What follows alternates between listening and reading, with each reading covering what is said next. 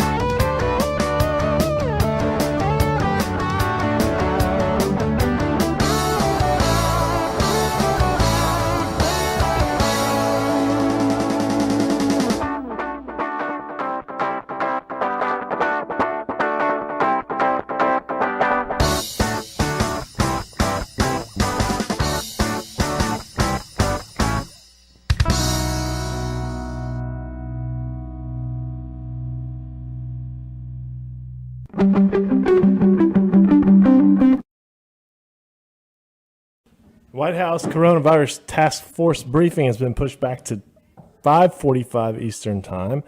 We are about 12 minutes out. My guess is it'll be closer to 5:50, somewhere around in that time. It's usually a little bit late, but the president has a lot on his plate, and these press conferences are very important, obviously, and so we're allowed to take his time.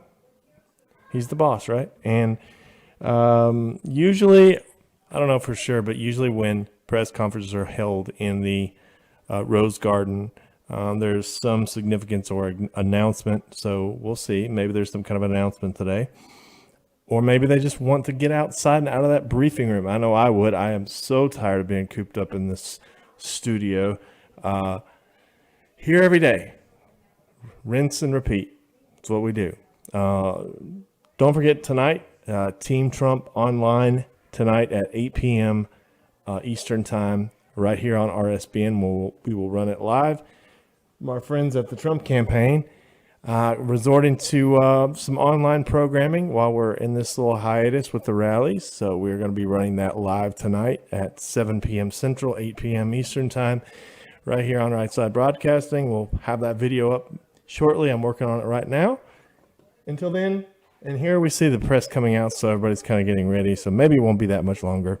Share our streams, and we'll see you back in a little bit. Bye.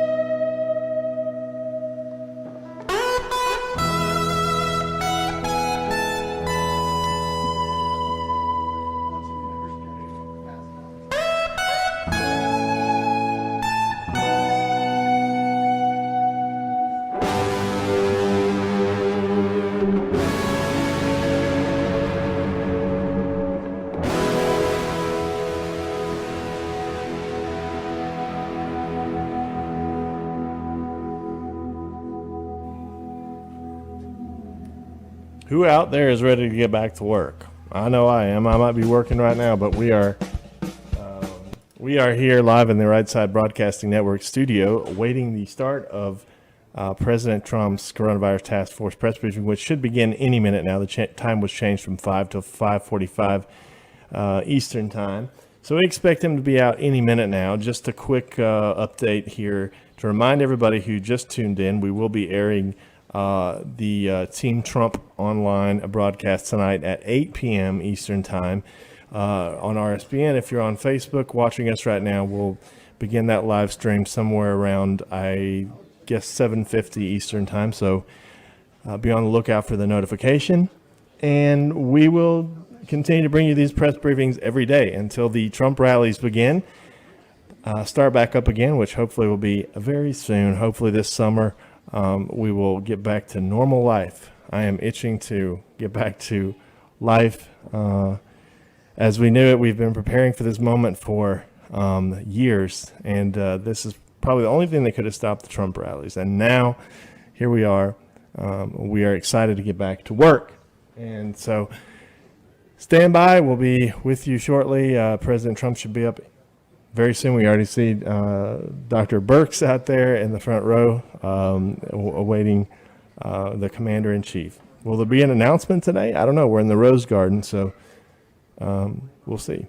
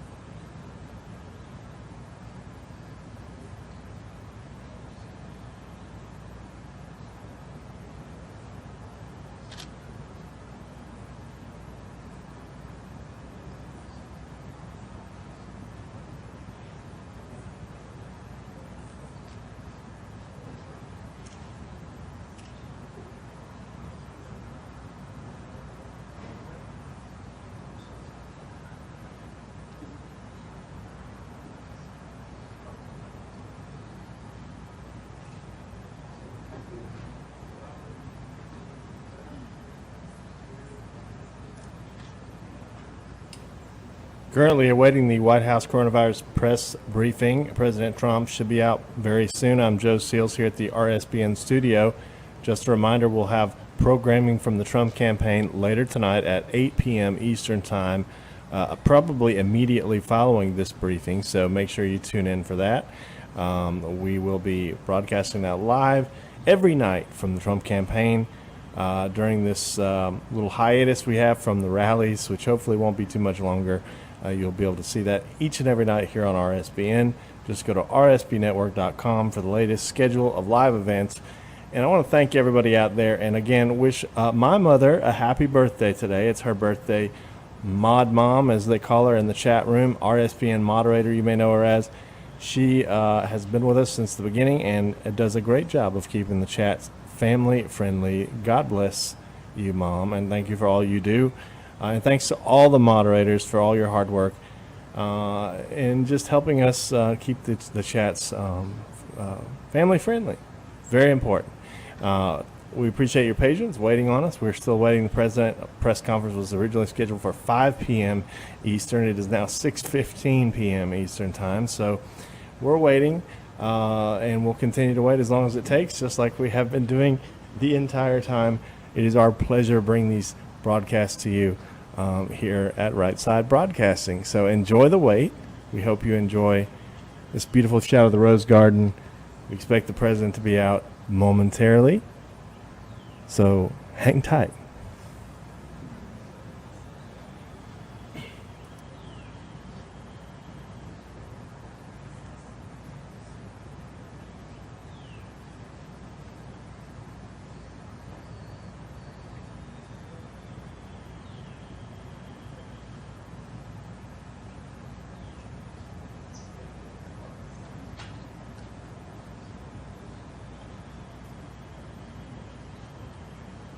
The President of the United States and the Vice President of the United States.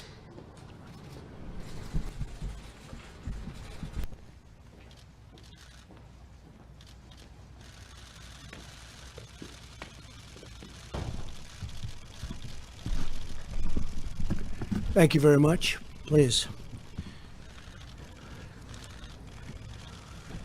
Very importantly, I'd like to begin by saying that we've just reached agreement. The Secretary of Treasury, Steve Mnuchin, with the major airlines, all of our great airlines, to participate in a payroll support program. This agreement will fully support airline industry workers, preserve the vital role airlines play in our economy, and protect taxpayers. Our airlines are now in good shape, and they will get over a very tough period of time that was not caused by them. The United States is continuing to make substantial progress in our war against the virus. We grieve at every precious life that has been lost to the invisible enemy, but through the darkness, we can see the rays of light. We see that tunnel. And at the end of that tunnel, we see light. We're starting to see it more than ever before. We've held our rate, the numbers, everything we've done. We've been very, very strong on it and very powerful on it. You look at what's happening in other countries, Spain, Italy, United Kingdom. We're working with them. We're trying to help them, especially with ventilators. They've been calling a lot. They need ventilators so badly. 15% of counties within the United States have 0 cases, and many counties within the United States have a very small number of cases. Large sections of our country are really looking at other sections and saying, wow, that looks bad, but they don't have the problem. I salute the American people for following our guidelines on social distancing. Even you people, it's so different looking out there when I look at you. Their devotion, your devotion, is saving lives. Today, I'm instructing my administration to halt funding of the World Health Organization while a review is conducted to assess the World Health Organization's role in severely mismanaging and covering up the spread of the coronavirus. Everybody knows what's going on there. American taxpayers provide between $400 million and $500 million per year to the WHO. In contrast, China contributes roughly $40 million a year, and even less. As the organization's leading sponsor, the United States has a duty to insist on full accountability. One of the most dangerous and costly decisions from the WHO was its disastrous decision to oppose travel restrictions from China and other nations. They were very much opposed to what we did. Fortunately, I was not convinced and suspended travel from China, saving untold numbers of lives. Thousands and thousands of people would have died. Had other nations likewise suspended travel from China, countless more lives would have been saved. Instead, look at the rest of the world, look at parts of Europe, other nations and regions who followed WHO guidelines and kept their borders open to China, accelerated the pandemic all around the world. Many countries said, we're going to listen to the WHO, and they have problems the likes of which they cannot believe. Nobody can believe. The decision of other major countries to keep travel open was one of the great tragedies and missed opportunities from the early days. The WHO's attack on travel restrictions put political correctness above life-saving measures. Travel bans work for the same reason that quarantines work. Pandemics depend on human-to-human transmission. Border control is fundamental to virus control. Since its establishment in 1948, the American people have generously supported the World Health Organization to provide better health outcomes for the world, and most importantly, to help prevent global health crises. With the outbreak of the COVID-19 pandemic, we have deep concerns whether America's generosity has been put to the best use possible. The reality is that the WHO failed to adequately obtain, vet, and share information in a timely and transparent fashion. The world depends on the WHO to work with countries to ensure that accurate information about international health threats is shared in a timely manner. And if it's not, to independently tell the world the truth about what is happening. The WHO failed in this basic duty and must be held accountable. It's time, after all of these decades. The WHO failed to investigate credible reports from sources in Wuhan that conflicted directly with the Chinese government's official accounts. There was credible information to suspect human-to-human transmission in December 2019, which should have spurred the WHO to investigate and investigate immediately. Through the middle of January, it parroted and publicly endorsed the idea that there was not human-to-human transmission happening, despite reports and clear evidence to the contrary. The delays the WHO experienced in declaring a public health emergency cost valuable time, tremendous amounts of time. More time was lost in the delay it took to get a team of international experts in to examine the outbreak, which we wanted to do, which they should have done.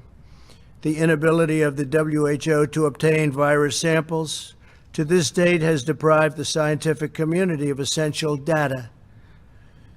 New data that emerges across the world on a daily basis points to the unreliability of the initial reports, and the world received all sorts of false information about transmission and mortality. The silence of the WHO on the disappearance of scientific researchers and doctors, and on new restrictions on the sharing of research into the origins of COVID-19 in the country of origin, is deeply concerning, especially when we put up by far the largest amount of money. Not even close. Had the WHO done its job to get medical experts into China to objectively assess the situation on the ground, and to call out China's lack of transparency. The outbreak could have been contained at its source with very little death, and certainly very little death by comparison. This would have saved thousands of lives and avoided worldwide economic damage. Instead, the WHO willingly took China's assurances to face value, and they took it just at face value, and defended the actions of the Chinese government, even praising China for its so-called transparency. I don't think so. The WHO pushed China's misinformation about the virus, saying it was not communicable and there was no need for travel bans. They told us when we put on our travel ban, a very strong travel ban, there was no need to do it, don't do it. They actually fought us. The WHO's reliance on China's disclosures likely caused a 20-fold increase in cases worldwide, and it may be much more than that. The WHO has not addressed a single one of these concerns, nor provided a serious explanation that acknowledges its own mistakes, of which there were many. America and the world have chosen to rely on the WHO for accurate, timely, and independent information to make important public health recommendations and decisions. If we cannot trust that, this is what we will receive from the WHO. Our country will be forced to find other ways to work with other nations to achieve public health goals. We'll have no choice but to do that. Our countries are now experiencing, you look all over the world, tremendous death and economic devastation because those tasked with protecting us by being truthful and transparent failed to do so. It would have been so easy to be truthful. And so much death has been caused by their mistakes. We will continue to engage with the WHO to see if it can make meaningful reforms. For the time being, we will redirect global health and directly work with others. All of the aid that we send will be discussed at very, very powerful letters and with very powerful and influential groups and smart groups, medically, politically, and every other way. And we'll be discussing it with other countries and global health partners, what we do with all of that money that goes to WHO. And maybe WHO will reform, and maybe they won't. But we'll be able to see, as you know, in other countries hit hard by the virus, hospitals have been tragically forced to ration medical care and the use of ventilators. But due to our early and aggressive action, the skill of our healthcare workers, and the resilience of our healthcare system, no hospital in America has been forced to deny any patient access to a ventilator, with all of the talk you've heard, where some states wanted 40,000 ventilators. I said, that doesn't work, 40,000. And they ended up with 7,000 or 8,000. And they had no problem. 40,000 ventilators for one state. It was ridiculous. The scariest day of my life was about a month ago, when after a long day of meetings, my team told me that we were going to be needing 130,000 ventilators,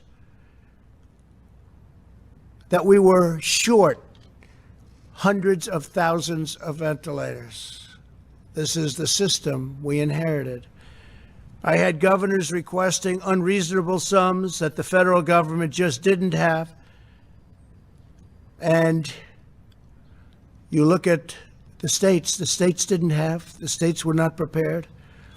I knew that every person who needed a ventilator and didn't get one would die. And that's what we were told. They would die. I saw in other countries doctors having to make decisions on who got a ventilator and who didn't. And I knew that this would be a defining challenge of the crisis. Those that didn't get ventilators were said to be in a position only of one alternative, and that was death. Would we be able to prevent Americans from dying because we couldn't get them ventilators? and the ventilators that they needed, and they needed immediately. I instructed my team to move heaven and earth to make sure that this didn't happen. We started to smartly ration and distribute the ventilators that we had and that others had. And I got daily updates on the supply we had from requests coming in and people wanting to have updates. We had a great group of people working on it. I instructed my team to use the Defense Production Act, and the Defense Production Act was used very powerfully, more powerfully than anybody would know. In fact, so powerfully that for the most part, we didn't have to officially take it out. It was a hammer. It was a very powerful hammer in order to manufacture as many ventilators as possible. Last year, America manufactured from a dead start 30,000 ventilators. And this year, the number will be over 150,000 ventilators. It could be as high as 200,000, far more than we'll ever need. So we'll be able to stockpile. We'll be able to talk to states about stockpiling. These are high-quality ventilators. We had a choice. We could do inexpensive, less productive ventilators or high-quality. We've done a high-quality ventilator. So we should have anywhere from 150 to 200,000 ventilators.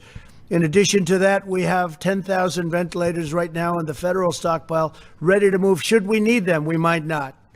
Should we need them in New York or New Jersey or in Louisiana or in Illinois or any other state that may need them if we have a surge?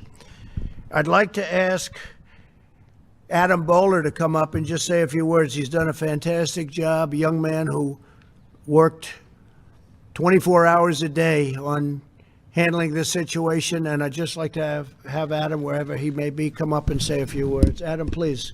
Thank you very much.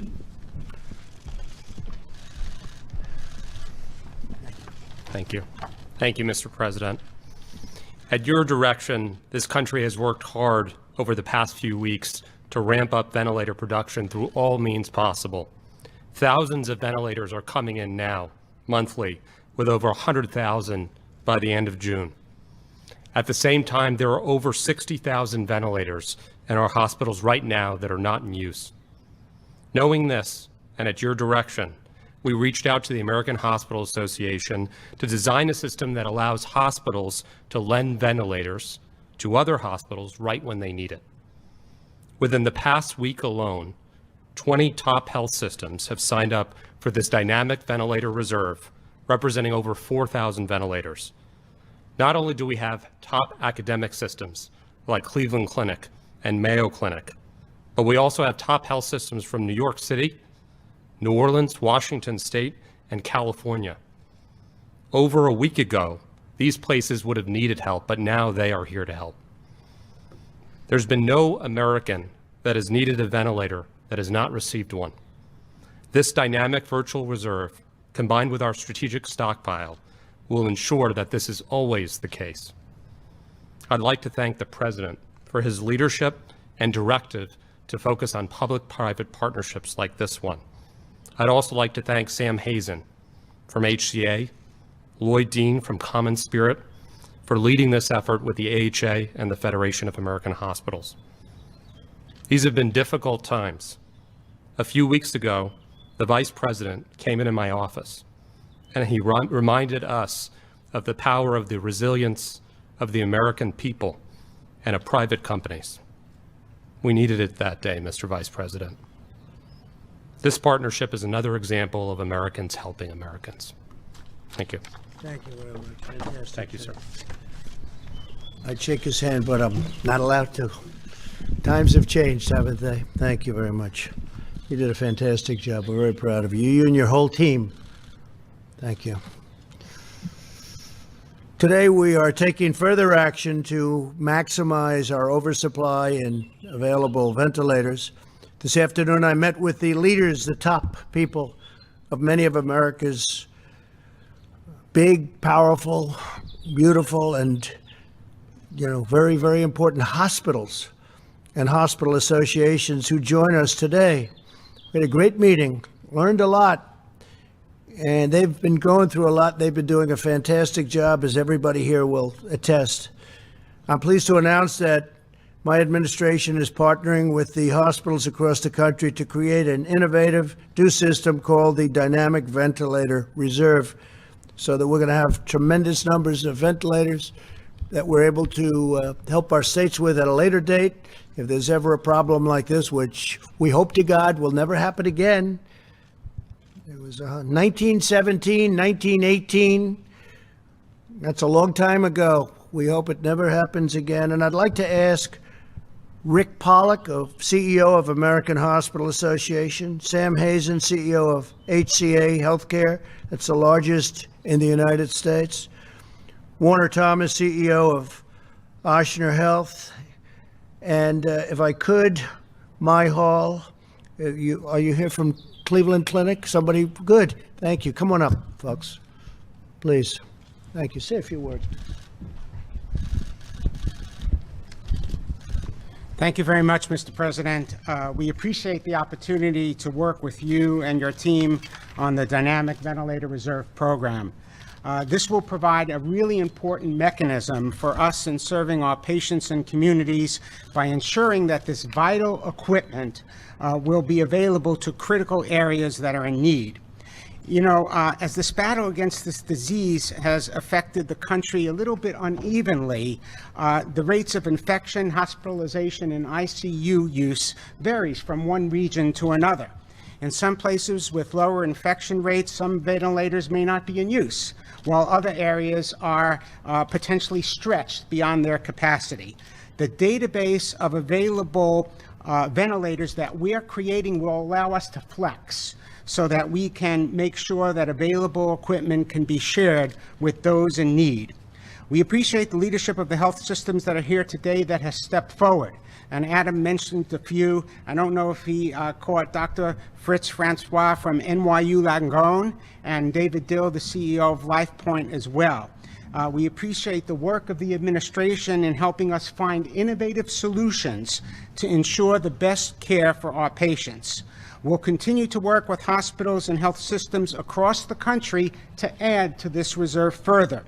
Your team has provided us with important leadership, and we look forward to working with you in making this a success. Thank you, Mr. President. Thank you very much. Thank you, Mr. President, Mr. Vice President, Adam, the team. I stand here before you in front of our 285,000 colleagues who provide care to patients every day across the country. One of the guiding principles we had when we went into this COVID-19 battle was to find partnerships with other components of the industry, partnerships with other health systems, but partnerships with governments, both local and federal. And we're proud to be a part of this public sector partnership, and I think it's going to do great good for the community. So thank you very much. Great job. Thank you.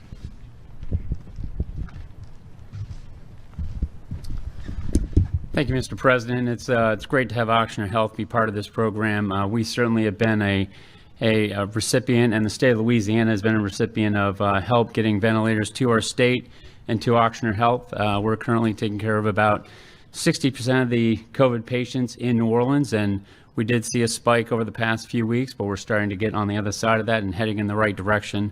I also want to thank you personally for helping Ochsner Health. A couple weeks ago, we were running short on surgical gowns, and you and your team were able to direct some to New Orleans, which was helpful to us and other hospitals around the New Orleans area. So we're excited to be part of this dynamic ventilator reserve, and we are proud to be part of that and help other communities around the country. Thank you. Thank you, Mr. President, for the invitation here. On behalf of the Cleveland Clinic, I would just like to offer a slightly different story about the COVID pandemic. In our home state of Ohio, with an early institution of social distancing, our ability to scale up the testing and ramping out the capacity, we have actually seen a stable number of patients over the last 8 to 10 days. Only 160 patients have been hospitalized with COVID infection in Cleveland Clinic Health System. We are also very grateful for the support from our state government as well from our federal government. This is a battle where we're all in together. We coordinate our efforts, share our resources, and work together as one. I'm firmly convinced that we can do a lot of good when we work together. Thank you very much for having us. Thank you, sir. Thank you all. Great job. That was a terrific meeting, and thank you all for being here. Thank you very much. The United States has far more ICU beds per capita than any other nation. We have 34.7 ICU beds per 100,000 people, which is the best there is, compared with roughly 12.5 beds per 100,000 in Italy, 11.6 beds in France, 9.7 beds in Spain. Think of that, 34.7 we have, and 6.6 in the UK. There are more than 60,000 ventilators at hospitals and other healthcare facilities that are not in use at this moment. They didn't need them. We got a lot of them out, and they didn't need them. And that's a good thing that they didn't need them. But a lot of good brain power was involved in making a lot of fantastic decisions. I want to thank our Vice President for the task force, and I want to thank all members of your task force on having done an incredible job. You really have done an incredible job. Thank you, Mike, very much. Through this new partnership with the hospitals, unused ventilators will voluntarily lend them where they have unused ventilators. They will voluntarily lend those ventilators to other hospitals and other areas of greater need. Within the last several days, more than 20 of our nation's largest health systems have already pledged more than 4,000 ventilators should we need them. And I've been told that if they needed more, there are more there. We're going to be helping very soon when the supply really starts pouring in, which started, but will really start about less than a month. We're going to be helping other countries, and they need it very badly. They have no chance without these ventilators. They have to have ventilators. As we continue our medical war against the virus, the FDA has now authorized the first test developed by researchers from Rutgers University that can use saliva from patients. It's the first one. These tests can be self-administered by patients in healthcare settings, which will reduce exposure for medical workers and save personal protective equipment. Rutgers will begin processing 10,000 tests daily. So by using saliva, that's the first. They'll be able to do things in terms of speed and ease that we haven't been able to do before. So a lot of great innovation is taking place during this period of time, and that's innovation. I call it innovation under pressure. There's a big difference. Innovation under pressure, right? Cleveland Clinic knows all about that. As we prepare for the next phase of this great struggle, we must also do everything in our power to restore prosperity for the American worker. There's tremendous interest and excitement surrounding the administration's efforts to get the economy roaring once again, and I think it's going to roar once it gets open. I think it's going to go up tremendously. You see what's happening with the stock market already, because a lot of the very smart financial people, the great minds, they're looking at the stock and they're saying, well, because what they're really seeing is how we're doing. If we weren't doing well, the market wouldn't be at a level that it is today. They have a lot of confidence that we're doing the right thing and that our country is going to be open soon and our country is going to be booming. We've had requests to participate from the best in the world as we share their enthusiasm to get our country going. So I thank them for wanting to contribute, and we look forward to speaking with many industry leaders, seeking their input on how we can return to what was until very recently the greatest economy anywhere in the world, and I can say the greatest economy in the history of the world. There's never been an economy like we had just a little bit more than a month ago. We set every record you could set. More people working than we've ever had working before, almost 160 million. The best unemployment numbers we've ever had, and the best employment numbers we've ever had. Everybody was doing well. Stock market at a record. 142 days it hit a record. And I think we're going to top those records, okay? And I think we're going to top them soon, once we get rid of the invisible enemy, which will happen. The plans to reopen the country are close to being finalized, and we will soon be sharing details and new guidelines with everybody. I will be speaking to all 50 governors very shortly, and I will then be authorizing each individual governor of each individual state to implement a reopening and a very powerful reopening plan of their state at a time and in a manner as most appropriate. The day will be very close because certain states, as you know, are in much different condition and in a much different place than other states. It's going to be very, very close, maybe even before the date of May 1st. So that will be for some states. Actually, there are over 20 that are in extremely good shape, and we think we're going to be able to get them open fairly quickly, and then others will follow. The federal government will be watching them very closely, and we'll be there to help.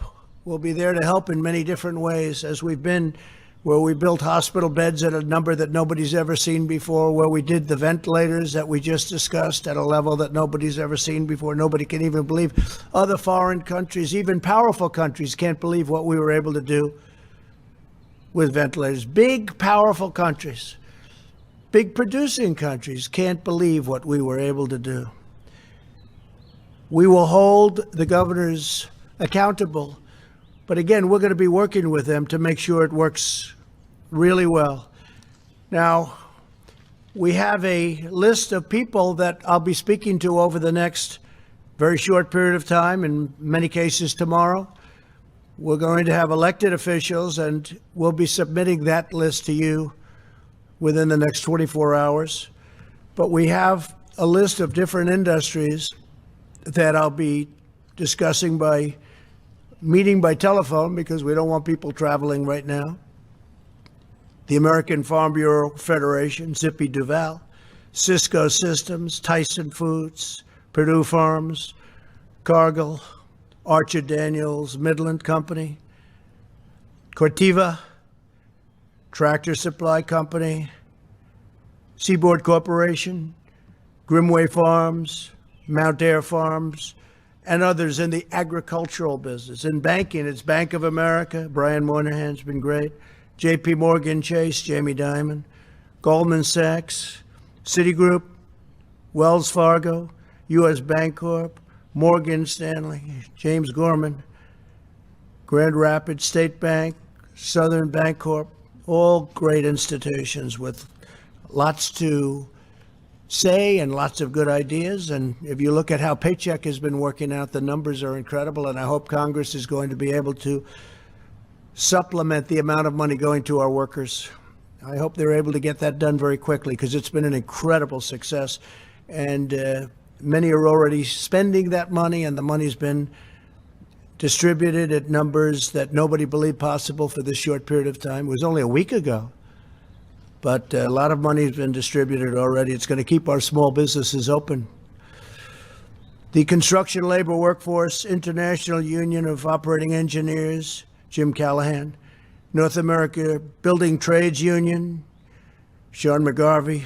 These are a lot of friends of mine. Laborers International Union of North America, Terry O'Sullivan. International Brotherhood of Teamsters, James Hoffa. National Electrical Contractors Association, David Long, Bechtel, Floor, National Association of Home Builders, Association of Builders and Contractors, Associated General Contractors, Richard Trumpka, AFL-CIO, G.H. Palmer. So these are some of the unions, pretty much almost all of the ones that will be on the line. In defense, we have Lockheed Martin, Honeywell, Northrop Grumman. These are all the top of each company, CEOs, chairmen, presidents. Raytheon, General Dynamics. Energy, we had a tremendous success recently with energy over the weekend. It finished with Tremendous credit going to Russia and Saudi Arabia, and it could be as much as 20 million barrels a day, a cut, so that we can get rid of some of the tremendous excess oil that's been produced because of the fact that the virus just knocked out almost 50% of the business. It's been an amazing achievement. Some people say one of the biggest oil deals ever made, maybe the biggest oil deal ever made, they're saying. I didn't know that, but we were involved in getting that done, and it was very important. We're going to save hundreds of thousands of jobs for our energy industry, Texas and North Dakota, Oklahoma, all of our different energy states. It's great. So we're very happy about it. I want to thank everybody. We had it's called OPEC Plus. That's OPEC Plus, meaning some nations outside of OPEC. And I also want to thank the president of Mexico because he was terrific. He showed great dexterity and flexibility in getting the deal done. We want to thank him very much. On the energy front, we had ExxonMobil, Continental Resources, Chevron, Southern Company, Alabama Power, ConocoPhillips, Occidental Petroleum, Kinder Morgan, Hess Corporation, Perot Group, and a few others, big ones, great ones. Financial services, we have Blackstone, Stephen Schwarzman, Paulson and Company, John Paulson, Citadel, Ken Griffin, Elliott Management, Paul Singer, Vista Equity Partners, Robert Smith, Fidelity Investments, Abigail Johnson, MasterCard, Visa, Chubb, Sequoia, Stevens, Warren Stevens, great. Charles Schwab, Chuck Schwab, will be here by phone. Food and Beverage National Restaurant Association, McDonald's, Darden Restaurants, Coca-Cola, Pepsi-Cola, Chick-fil-A, Subway, Bloomin' Brands, Yum Brands, Papa John's, Wendy's, Waffle House, Starbucks, Wolfgang Pup, Thomas Keller, Jean George, my friend Jean George, and Danielle. You know them. From the transportation world, FedEx, Fred Smith, a legend, United Airlines, Oscar Munoz, UPS, David Abney, J.B. Hunt, YRC Worldwide, Crowley, Maritime, credible, big, powerful shippers and transportation companies. In telecommunications, we have the legendary John Malone of Liberty Media, Verizon, T-Mobile, Charter Communications, and Brian Roberts of Comcast. Thank you all very much. Healthcare, New York Presbyterian, Jerry Spire, friend of mine, HCA Healthcare, Sam Hazen, thank you, Sam. Just met with Sam. Ascension Health, Common Spirit Health, Community Health Systems, Trinity Health, Cardinal Health, McKesson, 3M. Thank you, Mike Roman, for helping us with face masks. It worked out well for everybody. Procter & Gamble, Abbott Laboratories, Johnson & Johnson, Merck, Pfizer, Eli Lilly, Thermo Fisher Scientific. They've been helping us incredibly with testing. Gilead Sciences, Abivax, Regeneron, Biogen, Roche, and Roche has been fantastic on testing. The job they've done, I have to call them out. They have stepped up like very few. Anthem, United Health Group, Aetna, Cigna, and Humana, all the big ones. The tech companies, we have the right ones. Apple, we have Tim Cook. Google, Sundar, thank you, Sundar. Oracle, Larry Ellison, and Safra Katz. Salesforce, Mark Benioff. SAP, SAP, Jen Morgan. Microsoft, Satya, great job he's done. Thank you, Satya. Facebook, Mark Zuckerberg. IBM, Intel, Qualcomm, Cisco, Advanced Micro Devices, Broadcom. Incredible companies that no other country will catch if they're smart. They have to be smart. but I've dealt with a lot of different countries, and I will say that the respect for Silicon Valley and our tech companies, there's nobody even close to our tech companies. They can't catch them, so they try and buy them. But we've sort of put an end to a lot of that. In sports, we want to get our sports back. So importantly, these will be some separate calls. Some will be together, by the way, lists, and some will be separate. But we have to get our sports back. I'm tired of watching baseball games that are 14 years old. But I haven't actually had too much time to watch. I would say maybe I watch one batter and then I get back to work.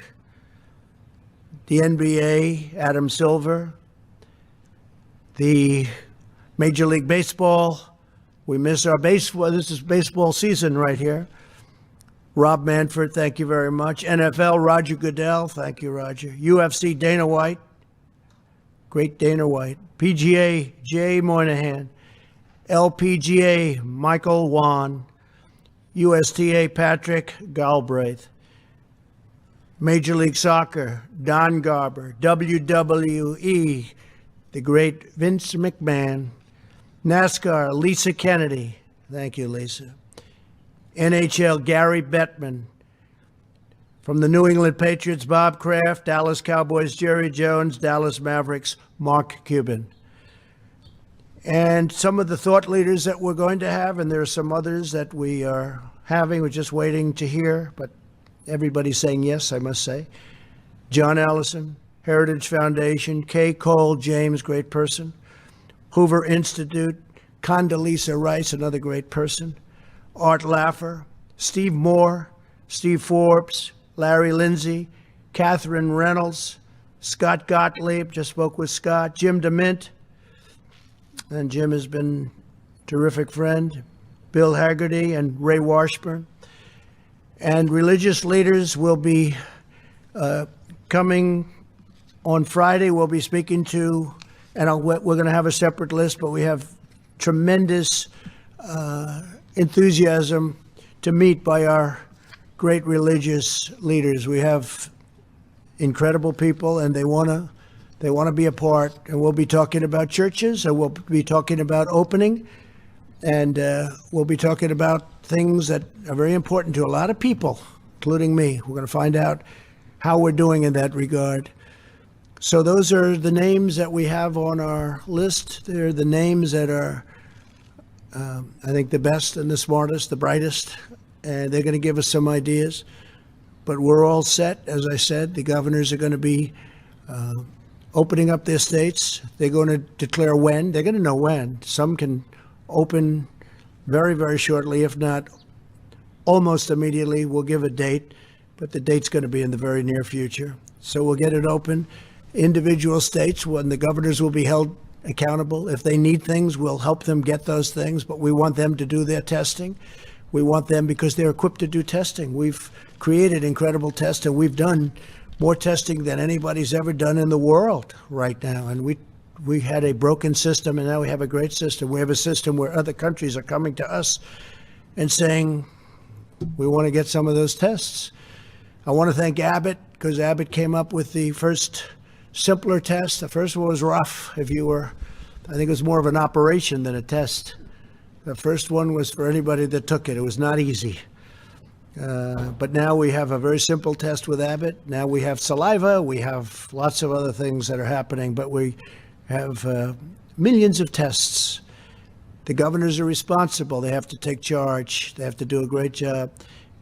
And we're going to suggest that they check people through tests or otherwise coming into their states, and they run their states very strong.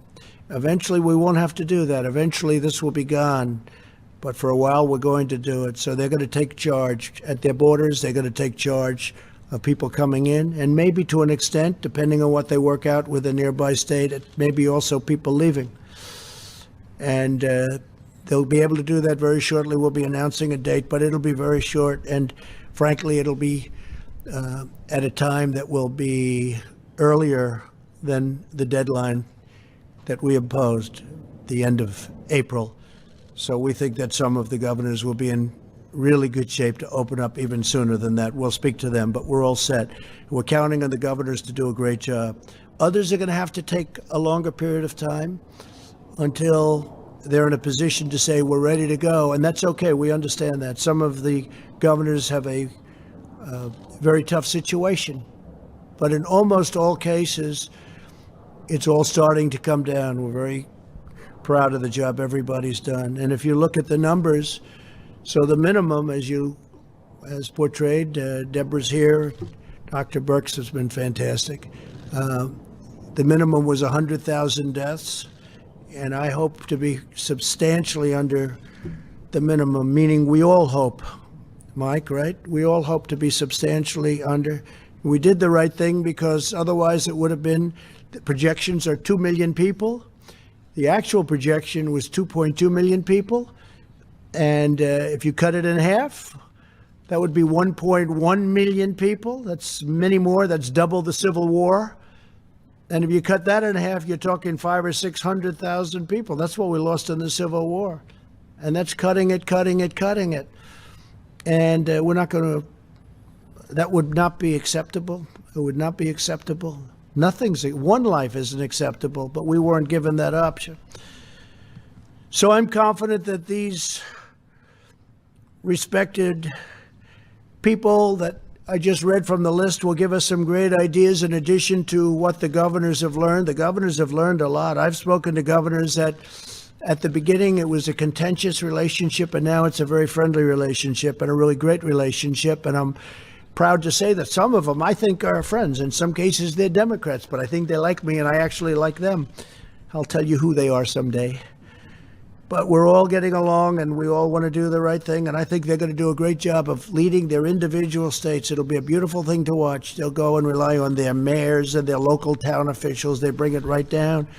And Washington shouldn't be doing that. We can't be thinking about a Walmart parking lot that's 2,000 miles away where we're doing testing, but a governor of a state can and a mayor can, and right down the line. So it's going to be, I think it's going to be a terrific system. And if we're unhappy with the state, we're going to let them know we're unhappy. And if they're not doing the job and they can't get the job done, and for some reason things are happening that we're not going to like the numbers are heading in a wrong direction, we'll have to do something that's very serious. We'll have to maybe close them up and start all over again. But I don't think we're going to have to do that. I think the governors are going to come out at a time that, and these will be individual dates, and the governors are going to come out at a time when they're ready. Some can come out very, very shortly. And we look forward to watching that process. I think it's going to be a very beautiful process. Our discussions will focus with the people that we're dealing with on rejuvenating the economy and always health, always health. Health and life living is number one, but the rejuvenated economy, and I think it's going to go quickly. We'll be utilizing our robust testing capacity for the governors. We'll be giving them what they need if they don't have it themselves. We hope by now they'll be able to have it themselves. We were hoping they would have had it themselves early on, but they weren't. But such great advances have been made. So we'll be dealing with them on that. And they can rely on us very strongly. They're going to be relying on us, I think, for some help. And we're there, whether it's building hospital beds, which I don't think they're going to need. You look at Javits Center, a great, great job that the Army Corps of Engineers did. FEMA got involved. We actually ended up sending our medical people. That was not a COVID-19 center, and they asked, could you do that? And then even after we did that, it was not used very much, meaning they didn't have to use it nearly to the extent that they thought when they conceived it. It wasn't that they made a mistake. Nobody made a mistake. We built it. I'd rather have too much than too little. Err on the side of caution. And it's really incredible what they did, including the two great ships. And I just want to thank a lot of really great people, a lot of great politicians. And again, we're going to be announcing the political list tomorrow. And on there, we're going to have a lot of senators. And we're going to be having a meeting with the governors, probably on Thursday, a meeting by teleconference. And a lot of things will be discussed, and some of the details will be discussed. but we want them to do an incredible job of running their states. I think they'll do an incredible job too. After having gotten to know so many of them, I think each one of them will do an incredible job. And again, the federal government is there. We have ventilators if they need them. We have beds if they need them. We have hospitals if they need them. We have a testing capacity that's now second to none, where, again, other countries are calling us. Countries that you thought were doing well are calling us for help on testing. So we're there to help. And with that, if you have a few questions, we'll take them. And if not, that would be okay too. Yeah, go ahead, please, Jeff. Mr. President, two questions. First, on your announcement about the WHO, I understand your grievances with them, but can you address why it is the correct time to do this now in the middle of a Well, we're going to be dealing with countries, and we're going to be dealing with leaders of different parts of the world. We spend $500 million a year. We have for many years, far more than anybody else, including China. And I mean, look, I read off a long list of problems that we have, and we've had problems with them for years. It doesn't matter. We're looking at a term of 60 to 90 days. We're doing a very thorough investigation right now as we speak. But this should have been done by previous administrations a long time ago. And when you look at the mistakes that were made, all of the mistakes that were made, it's just something we have to look at. And it is very China-centric. I told that to President Xi. I said the World Health Organization is very China-centric, meaning whatever it is, China was always right. You can't do that. Can't do that. Not right.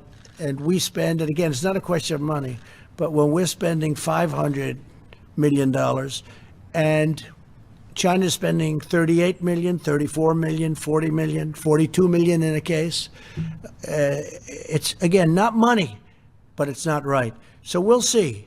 This is an evaluation period, but in the meantime, we're putting a hold on all funds going to World Health. We will be able to take that money and channel it to the areas that most need it. And that's another way of doing it, but we have not been treated properly. Mr. President, Yes, Mr. please. President, you mentioned that you're going to be speaking with all the governors Yes. tomorrow, make recommendations. On probably Thursday. On Thursday. What if they don't listen to you or take your advice or obey you? Will you consider taking away their federal funding? I don't want to say that. They'll listen. They'll be fine. I think we're going to have a good relationship. They need the federal government, not only for funding, and I'm not saying take it away, but they need it for advice. They'll need maybe equipment that we have. We have a tremendous stockpile that we're in the process of completing. We're in a very good position. Again, the cupboard was bare when I got here. Nobody ever thought a thing, in all fairness to previous administrations, nobody ever thought anything like this was going to happen, but it did happen. No, the governors will be very, very respectful of the presidency. Again, this isn't me, this is the presidency. The presidency has such a great importance in terms of what we're doing. And you can talk about Constitution, you can talk about federalism, you can talk about whatever you want, but the best way, I'm talking now from a managerial standpoint, is to let individual governors run individual states and come to us if they have difficulty, and we will help them. Yeah, John?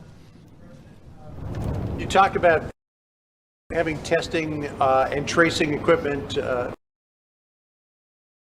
and the facility for that in place to open up the government.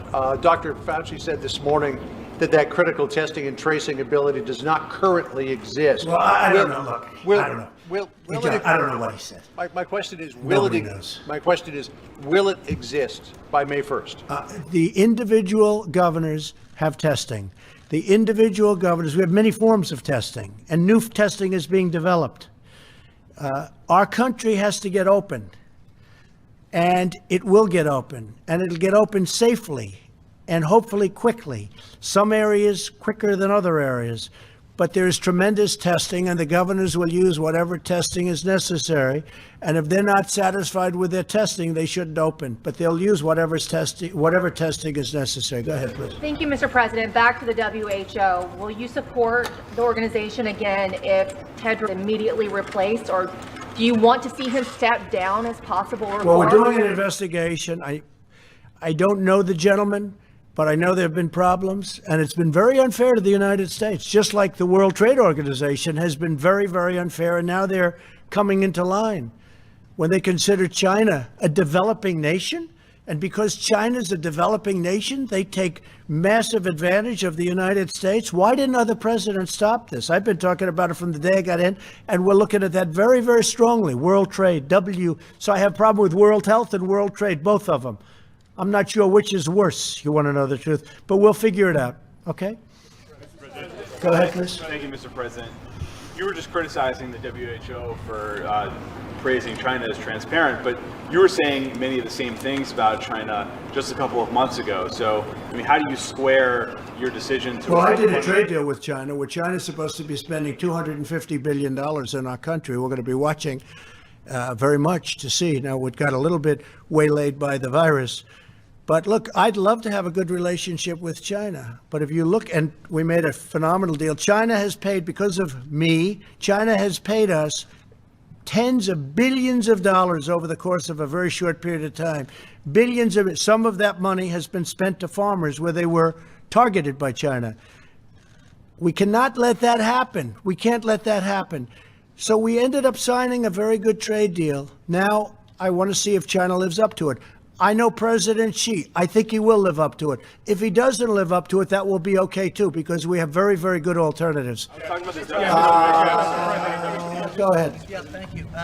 Today, 600,000 cases, 25,000 deaths. I know you want to blame the WHO, but I've spoken to hundreds of people across the country in the last few weeks who say they still can't get tested, and that they aren't social distancing because So they aren't. Excuse me. I know your question. You ready? The governors are supposed to do testing. It's up to the governors. Go ahead, please. Mr. President, go ahead, please. That's not the question. Quiet.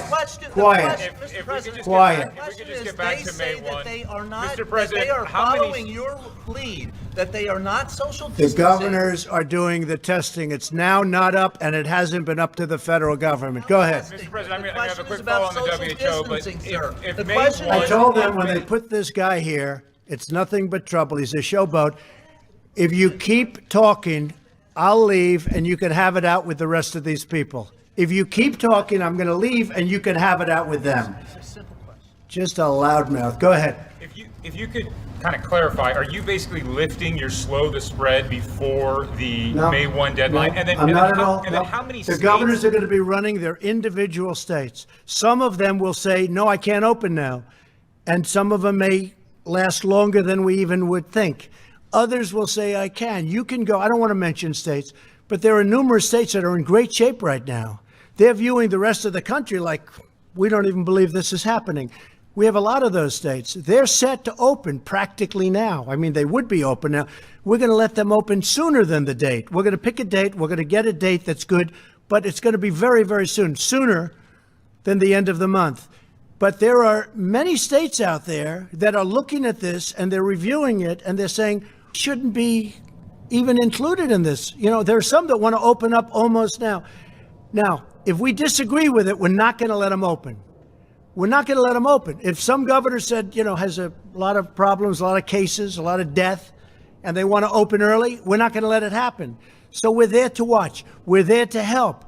But we're also there to be critics. And on testing, very important, we've always wanted the states to do the testing. We're now providing great testing, but the state has to provide the great testing.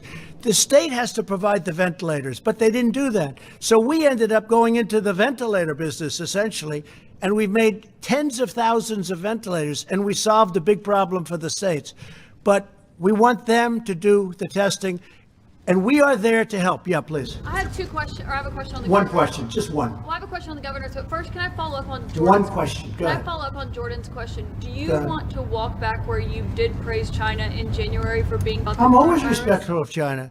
I'm respectful of other countries. Why wouldn't I be respectful of China? In the meantime, China's paid us nothing in your last administration.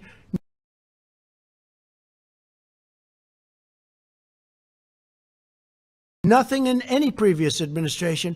They paid us tens of billions of dollars because of what we've done. And the trade deal we have, they have to give us $250 billion in purchases. Let's see if they do that. And they're also paying us 25% or $250 billion in tariffs. So we're taking in, wait a minute, we're taking in billions of dollars for China from China. They never paid us 10 cents. That's a great thing. Now, if they don't produce or if we find out bad things, we're not going to be happy. But right now, and we're doing that. That's what we're doing. Look, we have an investigation underway. We're paying almost $500 million. We have an investigation underway on the World Health Organization. We will find out exactly what went on. And we may be satisfied that it can be remedied, and we may be satisfied that it's so bad that it can't be remedied. And if it can't, we're going to go a different route. My question, you're criticizing the WHO for praising China for being transparent, but you also praise China for being transparent. I don't talk about China's transparency. January, there's Well, a- you know, if I'm so good to China, how come I was the only person, the only leader of a country that closed our borders tightly against China? And by the way, when I closed our border, that was long ahead of what anybody, you can ask anybody that was in the room, 21 people. I was the one person that wanted to do it. Deborah can tell you that better than anybody. I was the one person that wanted to do it. You know why? Because I don't believe everything I hear. And I closed. And if we didn't close our border early, very early, long before the kind of dates you're talking about, we would have had thousands and probably hundreds of thousands more deaths. Please. I'm talking about how you Please, said that's you were enough. Thank you. transparent. Last week you said that you would have data in the coming days about the coronavirus's disproportionate impact on Black Americans. Yes, that's being worked on very strongly. When will we have that? I would say within 2 weeks, and it's being worked on, Deborah. We're working on that very strongly. Okay, CDC is working, but we're getting reports on that. Yeah, please, go ahead. No, in the back, yeah. Sure, Mr. President, you're talking about reopening parts of the country by the end of the month, and if you do that, and as a result, you see a spike in cases in those areas. We may not, but we may not. You know, some countries haven't, some countries haven't. I'm watching other countries. I'm studying other countries as they open. I mean, I don't want to go into names because for some it would be a little bit embarrassing, but I'm studying other countries as we go along. So on that, we have looked at every country that's opened, some successfully, some okay. No total disaster, but some okay.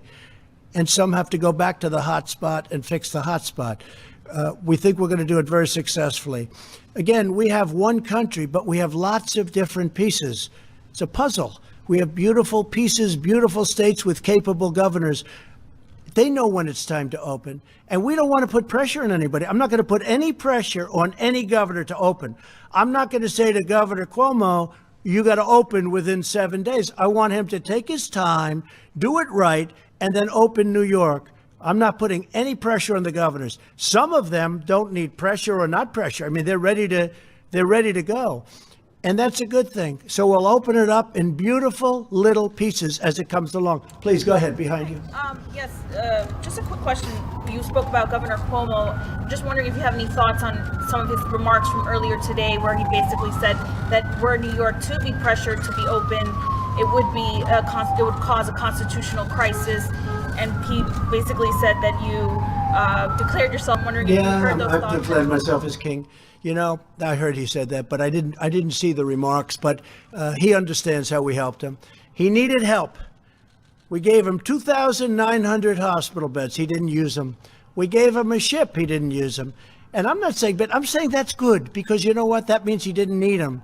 But we said it was too much, but we wanted to err. We said, err on the side of caution, as I said. We said, look, we don't think you need it, but if you do, we're going to have them built. And the Army Corps of Engineers did a fantastic job, and the U.S. Navy did a fantastic job, and we moved the ship that was not meant for COVID, and we had it redesigned for COVID, but they still didn't have very many people going in. Now, we'll get along just fine. He understands. We'll get along just fine. Please. Mr. President. Mr. President, how do you assure workers in states that may reopen that are fearful about going back to work for fear of getting sick? Talk up, please. Louder. What's your assurance to workers who are asked to go back to work but are fearful of doing so? Well, that's going to be up to the governors. The governors are going to want to make sure everything's safe. Now, I think that companies can do testing on a maybe weekly basis. You don't have to do it every day with the same worker, but they can do testing. They could do temperature gauges. They could do a lot of different things. And, you know, we're only talking about for a period of time. You know, eventually we want to get back to where we were. We want people actually sitting next to each other in ball games eventually. You know, we're not going to rip out every other seat in baseball stadiums and football stadiums. We want to go back to where we were. I want people to understand that. We're not going to be like the way you are. We have 300 reporters in the back that want to sit. Look at this, the way this looks. I don't even like the way it looks, although I have a lot fewer reporters. That's okay with me. But look at the way this looks. I've never seen anything, John. I've never seen anything quite like it. But there are a lot of people. We don't want this. I don't want this. I don't want this. Eventually, we're going back where restaurants that had 150 seats are going to have 150 seats, not 50 seats, because they can't make it at 50 seats. But more importantly, the atmosphere is even better. We have to get used to it. We have to get used to it. I don't know that people are going to be shaking hands as readily. Some will. I said to some of the hospital people today, so will people be shaking hands again? And I must say, I was a little surprised. Most of them said probably, because there is some kind of a thing to it. I was never a big handshaker, but when I ran for politics, I said, I think I better start shaking people's hands. Go ahead, John. Mr. President, a couple of financial questions, if I could. Larry Kudlow said this morning that at the current run rate, the Paycheck Protection money will run out very soon. The plan to re-up it is stalled in Congress. What can you do as president to try to move that forward? Well, we're trying to get it done. The problem is the Democrats want to put all sorts of things. Last time they put Kennedy Center, and I hated putting Kennedy Center, and I have great respect for Kennedy Center. But I hated putting it in the bill because it's just not appropriate, right? But they wanted it in for whatever reason. They had their own political reason. And John, I said, watch the way that blows up, and it blew up. I think it blew up in their face. We want to take care of our workers. We'll worry about other things and other pet projects of Democrats and also Republicans later. But it's been a tremendously successful program. I think you see it. The banks have stepped up, hundreds of thousands of loan approved. Money is going out. It's been a tremendous program. Really, it's been. And obviously, it was at a point where we're almost, the money will be expired, and we could use a refill for the workers. We want to be able to make sure that small businesses stay open, John, and I think that'll happen. Yeah, go ahead, please. Mr. President, today California's governor set out a list of 6 criteria for reopening the economy there. Did he consult with you on that? And also, you said earlier that there were as many as 20 states that could reopen their economies as early as May 1st. Could you list some of No, them? I didn't say all of them by May 1st, but there are 20 states. Actually, I was given a number. 29 states are in very, very good shape. I don't want to say whether or not the governor spoke with me about that, but we've had a very good relationship, Gavin Newsom, and very, very good relationship. Yeah, in the back. Go ahead, please. Mr. President, thank you very much. I have 2 questions. One is from a One person question. But a person who can't be here, and so I... Who cares? If you can't be here, that's too bad, right? All right. Well, one question that I have is about from the United Nations, an economist, Maximo Torero, says that there's a danger that the food supply could be interrupted during this pandemic, and I wanted to know what you're going to do about that. Well, I think our farmers are incredible. They're producing levels of food like just unbelievable. Our transportation, that's one of the reasons I have the transportation people on the line tomorrow for the delivery of the food. No, we're doing phenomenally with the food, and I will say the stores, Kroger and Walmart, which does a lot of the food, and many of the stores, they seem to be in very good shape, but I haven't heard that at all. We're going to be very strong on food supply. Okay, how about one more question? Go ahead, please. Yes, the death projections that you mentioned earlier are based on full social distancing until the end of May. Yeah. So if you ease up on these guidelines now, how many more Americans do you think? Well, I'm not easing up. First of all, we'll have guidelines, even for the states that open, and there'll be guidelines. But we will not have any problem with that. Your question's a very interesting question, but the states that are opening are not states which will have a problem with that. Plus, they will have to adhere to guidelines until a certain point into the future when the enemy is vanquished. The reason they don't have a problem now is because of social distancing. So if you No, ease the reason they don't have is partially, and some of that will stay in effect. Much of it will stay in effect for a period of time. But the reason also is they're different kinds of states. They have lots of room. They have fewer people, and they have lots of room. And that's one of the primary reasons. I want to thank you all very much. So a lot of positive things are happening. We're going to have some very strong recommendations for the governors. We're going to work with the governors. The governors are going to do a good job. And if they don't do a good job, we're going to come down on them very hard. We'll have no other choice. Thank you all very much. Thank you. Thank you. Economic On council that testing, you how announced, on Mr. earth are we going to President? get to a point where we have millions and millions of tests where workers will be tested every day when they go to work?